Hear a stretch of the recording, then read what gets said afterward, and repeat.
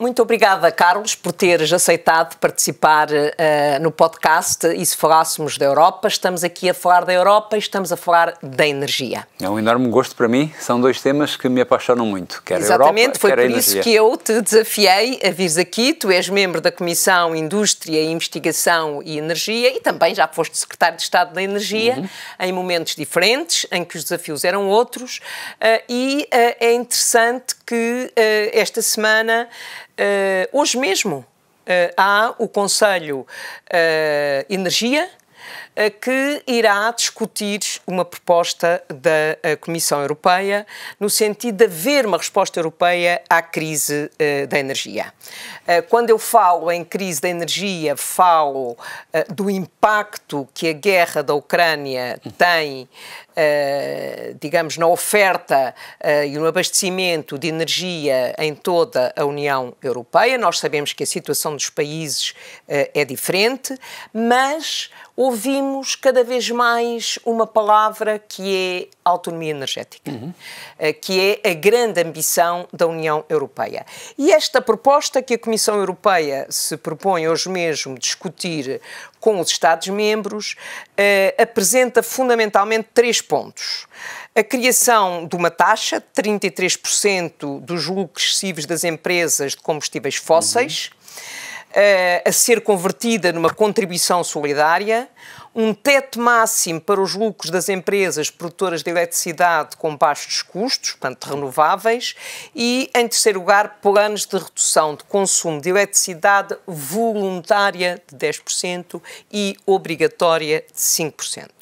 Aparece esta proposta da Comissão e há uma carta de 12 Estados-membros em que propõem à Comissão fazer aquilo que é o cap do gás.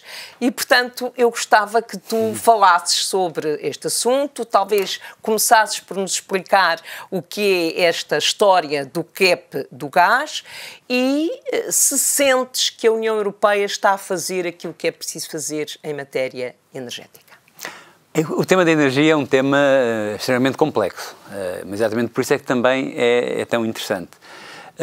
A União Europeia está a fazer aquilo que precisa de fazer porque nos últimos anos não fez aquilo que deveria ter feito. Exatamente. Logo em 2004, com o alargamento aos países da Europa Central e Oriental, também com que a Rússia, logo naquela altura, usou o gás como arma política e, nessa altura, o Conselho Europeu decidiu que iriam criar a União para a Energia. Sim, mas a União para a Energia foi, de facto, criada com 5 metas muito fortes, mas a verdade é que a energia ficou sempre no limbo. Nunca foi verdadeiramente assumida como uma união. Do ponto de vista geopolítico e geoestratégico, a energia é muito importante. Vimos, aliás, que a seguir aquilo que nós desejamos que nunca seja usada, que é a bomba atómica, a energia é de longe a mais potente arma que a Rússia tem, por exemplo, para fazer este afrontamento, esta agressão que está a fazer ao Ocidente, e significa que os países, sobretudo os países mais poderosos, sempre foram muito ciosos das suas próprias estratégias energéticas. Não há um melhor exemplo do que se há sempre o eixo Paris-Berlim nas políticas europeias, do ponto de vista energético.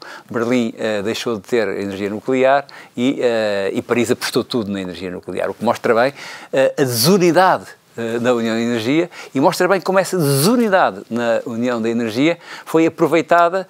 Eu estou convencido que se tivéssemos feito aquilo que devíamos ter feito na energia, não tinha havido capacidade para a Rússia tentar invadir a Ucrânia. Bem, mas estando nós agora onde estamos, estas medidas que foram anunciadas pela Comissão Europeia fazem pouco pela autonomia estratégica, fazem mais pela sobrevivência estratégica. Sim, é verdade. Tínhamos que ter uma resposta que seja para hoje. É verdade que a redução do consumo através do aumento da eficiência, porque também há redução de consumo através da impossibilidade do consumo, que é o pior que há, da pobreza energética, as pessoas não poderem ligar, não terem dinheiro para se deslocar ou para ligar o aquecimento ou outro tipo de equipamentos. Portanto, a redução pela eficiência, sim, contribui alguma coisa para a autonomia energética. Agora, os impostos, o imposto sobre os lucros excessivos nos combustíveis, ou os impostos para definir também, os impostos ou as taxas para definir que não há um preço também especulativo mesmo nas energias renováveis, isso são sobretudo medidas, do meu ponto de vista, ao lado da energia, que são importantes também, mas são medidas para que haja uma percepção, que é muito importante por parte dos europeus, que, havendo um custo forte em termos do uso, resultado do uso que a Rússia está a fazer da energia para atacar a União Europeia, que o esforço é pago de uma forma equilibrada e que aqueles que mais ganhem redistribuam, possam distribuir. Em Portugal, por exemplo, temos tarifas sociais no gás e na eletricidade.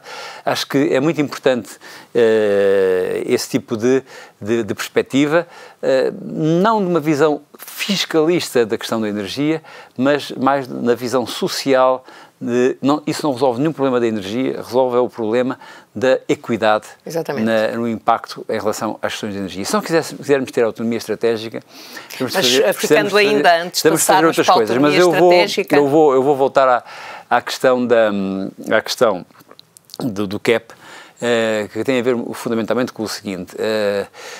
A energia, como disse há pouco, é muito complexa para a oferta, sobretudo da eletricidade, porque o CAP aplica-se mais à eletricidade, que é uma das formas de energia, não é? Há outras energias que não são eletricidade. Que é por limitação dos preços, digamos. Mas, no caso da eletricidade, a eletricidade pode ser produzida com base em energias fósseis, com base em energias renováveis, várias, enfim, eu não vou enumerá-las todas, a energia nuclear, que é uma energia limpa e cuja definição de renovável é muito discutível, ou através de outro tipo de fontes energéticas. E a formação do preço, porque a energia é um produto muito especial. Normalmente os produtos são puxados, digamos assim, oferecem-se os produtos, o mercado, a procura adapta-se à oferta, a oferta adapta-se à procura. No caso da energia é diferente. No caso da energia nós temos que ter sempre uma oferta para a procura potencial. Ninguém aceita, não é aceitável, que se tente ligar um interruptor e não haja luz, e não se pode dizer, bem, agora voltamos daqui a uma hora, voltamos daqui a hora e meia, porque agora acabou-se a capacidade. Os apagões são sempre coisas tremendas. E como isso é assim, acontece que vão entrando na formação, digamos, dos preços? Ainda não no preço, na entrada, digamos, na rede, certo. Para dar resposta àquilo que nós estamos à procura.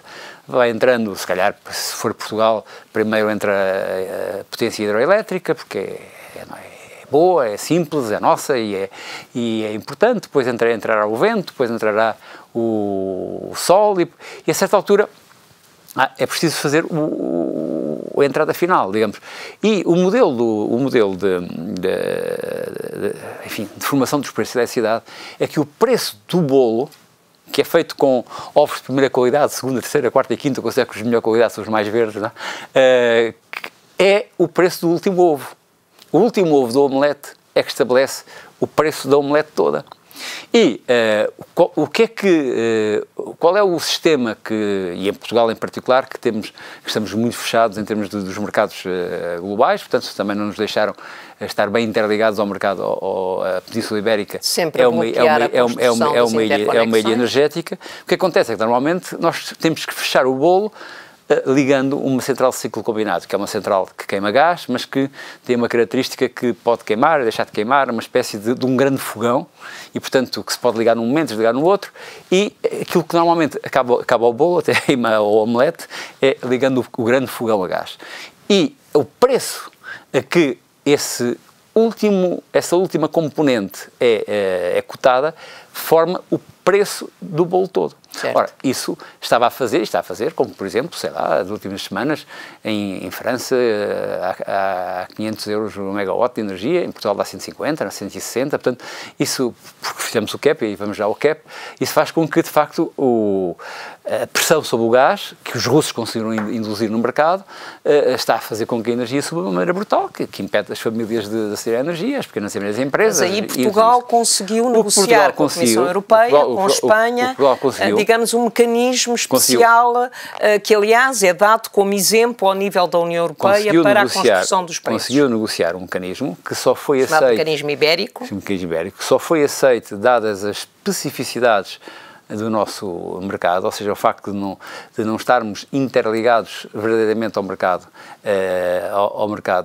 europeu, e, por outro lado, pelo facto de nós termos uma capacidade de incorporação de energias renováveis 27%. De 27% e na eletricidade mais, claro, 27% na energia, certo. Que de facto é quase incompreensível que o preço seja formado por uma componente que é uma componente que não é a componente maioritária na formação da nossa energia. Então, o que é que Portugal conseguiu?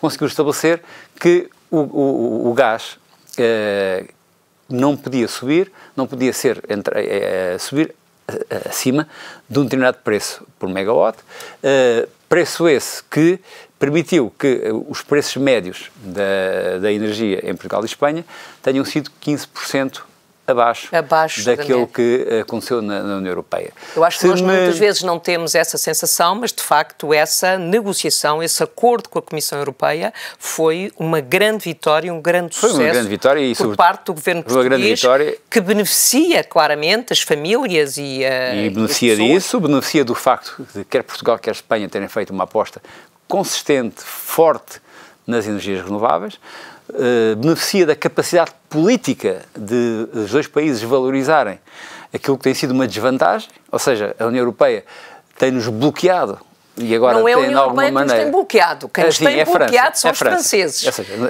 Em sucessivos momentos os franceses bloquearam que Portugal e Espanha conseguissem penetrar a sua energia na União Europeia. E então nós conseguimos criar, digamos, esta exceção.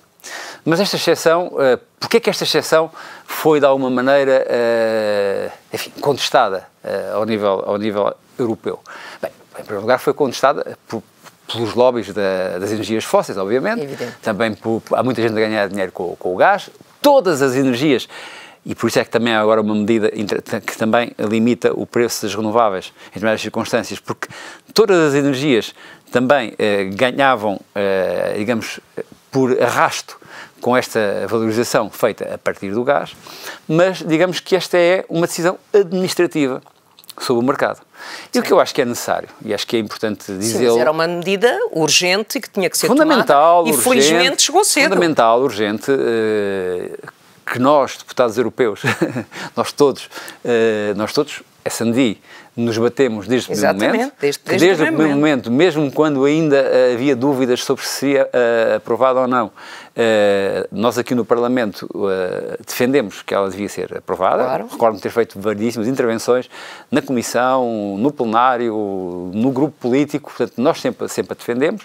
Agora, o que isto também nos diz é que é bom termos esta solução administrativa, que de alguma maneira ela foi adaptada um pouco mais para as renováveis que para o gás, porque também se compreende que o gás é um fator muito crítico em alguns países do centro e do leste da Europa, por causa do aquecimento no inverno, mas foi de alguma maneira também já adaptada para tentar travar um pouco o puxo nos preços ao nível do bolo global em toda a Europa, mas o que nós precisamos mesmo é de mudar o market design, ou seja, é de mudar a forma como estes preços se formam.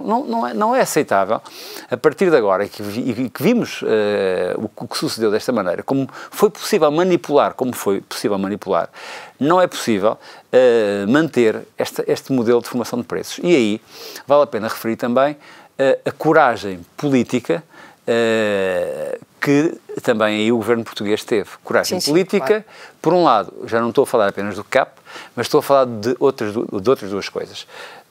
Quando eu era secretário da Energia, já que há pouco referiu esse momento, foi um momento em que, enfim, por razões várias e também com o começo da pressão da Troika, e que se veio depois a consolidar mais tarde, foi necessário privatizar, digamos assim, os mercados.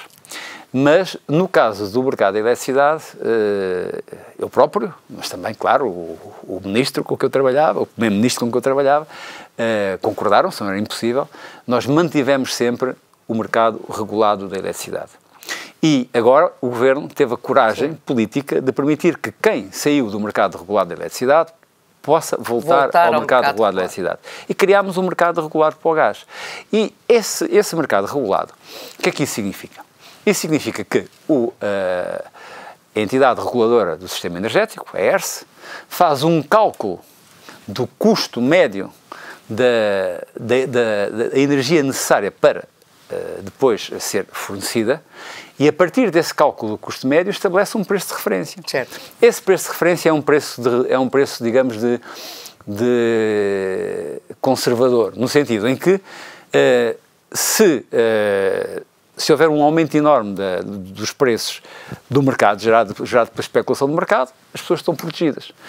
Obviamente que se houver por qualquer motivo, uma queda de preços de energia, bem, há um preço que está estabelecido, e esse preço estabelecido pode, em certa medida, no mercado livre, poder haver alguns ganhos. Mas para a maioria das pessoas... Nessa altura, se lá chegarmos, o problema será reequacionado. A verdade, o que eu queria dizer é o seguinte: para a maioria das pessoas, e sobretudo para as pessoas que têm menos rendimentos, ou mesmo para a classe média, para o qual os custos da energia e os custos dos combustíveis são importantes no seu cabaz de gestão, a opção conservadora tem que estar disponível.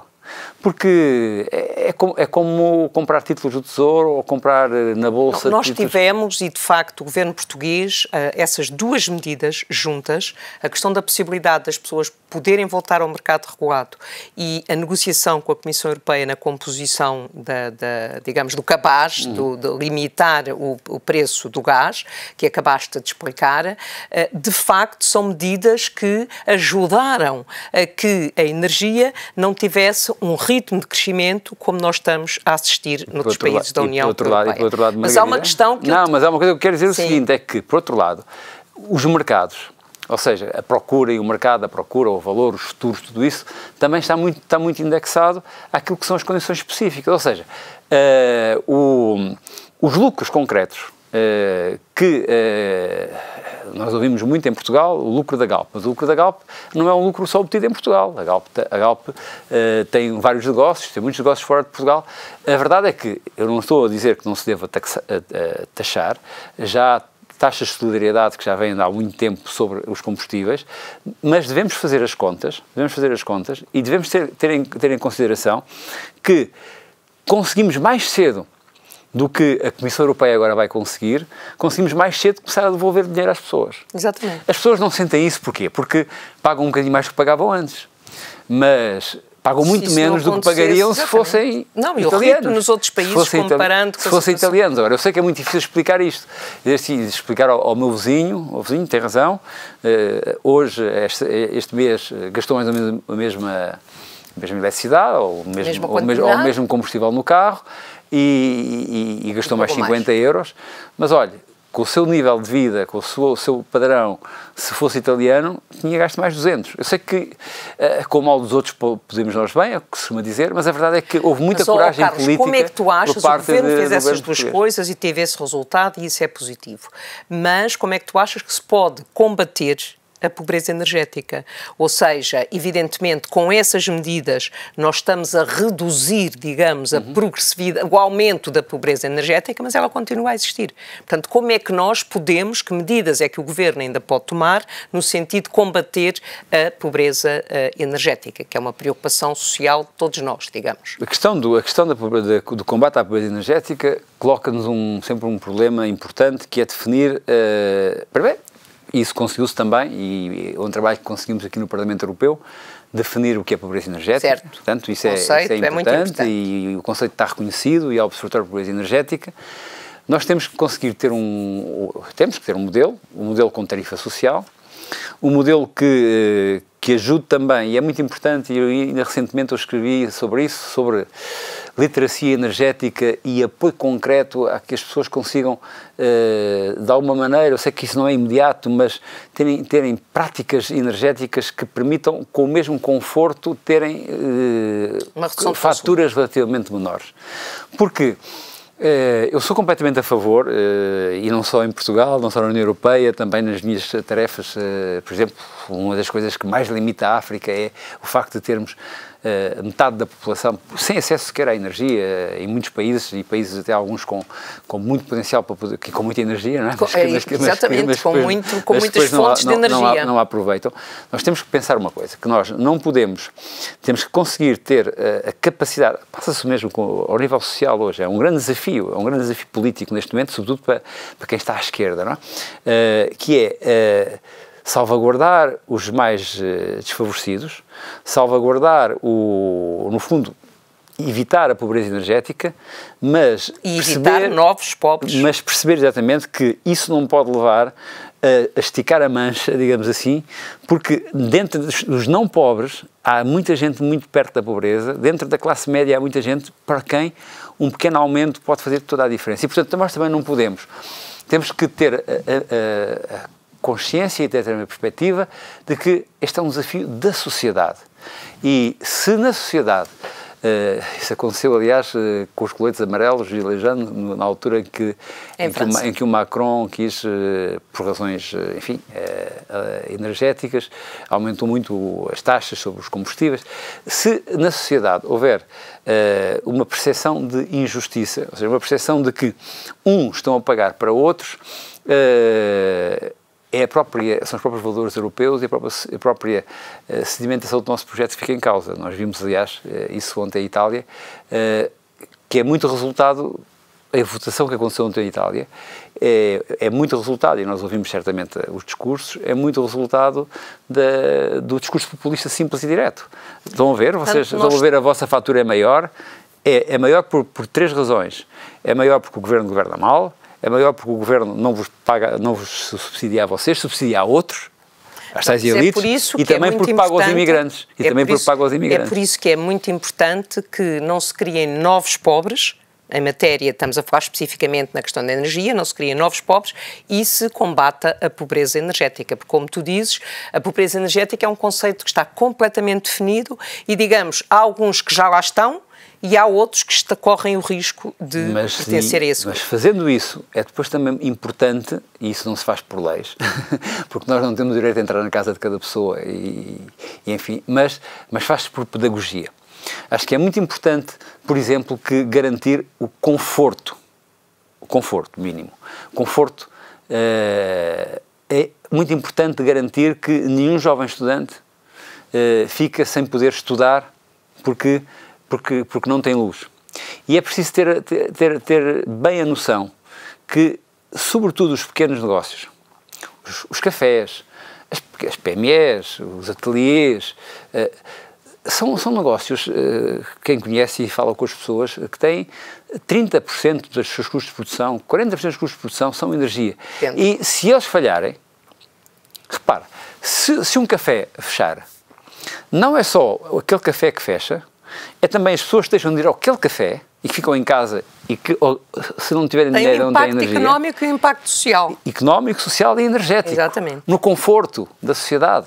A energia é fundamental. Muito obrigada. E há uma visão progressista e socialmente sensível de olhar para a energia, que nem sempre é a das respostas fáceis, mas é a das respostas melhores para as pessoas. Sim, muito obrigada, Carlos, por teres participado neste podcast e, sobretudo, por teres conseguido explicar como é que se constroem, como é que se compõe o preço da energia. Eu que tenho tanta dificuldade em fazer uma omelete, falei como é que se faz uma omelete. Não é? Exatamente.